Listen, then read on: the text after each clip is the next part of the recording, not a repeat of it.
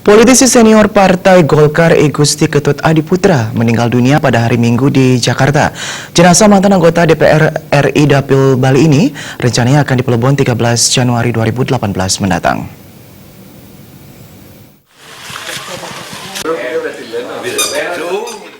Sebelum berpulang, Gusti Ketut Adiputra dikenal sebagai tokoh politik yang memiliki pergaulan yang luas. Politisi yang santun ini mengawali karirnya sebagai jaksa. Adiputra kemudian menjadi pengurus Golkar. Almarhum bahkan sempat menjadi ketua DPD Partai Golkar Kabupaten Badung.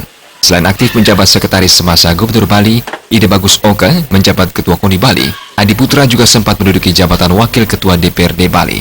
Menurut salah satu putra almarhum, Anak Agung Bagus Adi Mahendra Putra, yang juga akrab dengan sebutan Gus Adi, almarhum sebelum meninggal dunia sudah beberapa kali masuk rumah sakit.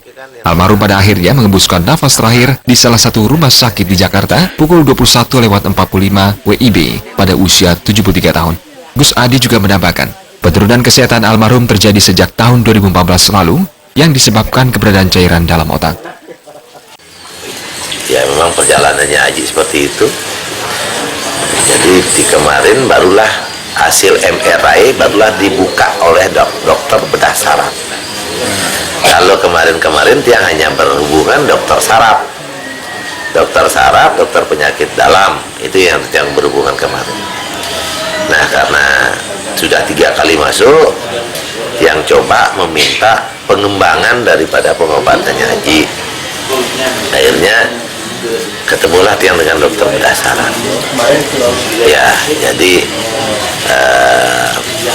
kalau nggak salah itu akhirnya di tanggal 28 November ya Titiang baru konsul dengan dokter bedah saraf. Nah, ternyata dokter bedah saraf melihat dari MRI tersebut, melihat ada cairan yang diprediksi oleh dokter bedah saraf itu sudah dari tahun 2013. Karir politik Adiputra kemudian diteruskan putranya, Anak Agung Bagus Adi Mahendra Putra, yang kini duduk di Komisi 4 DPR RI.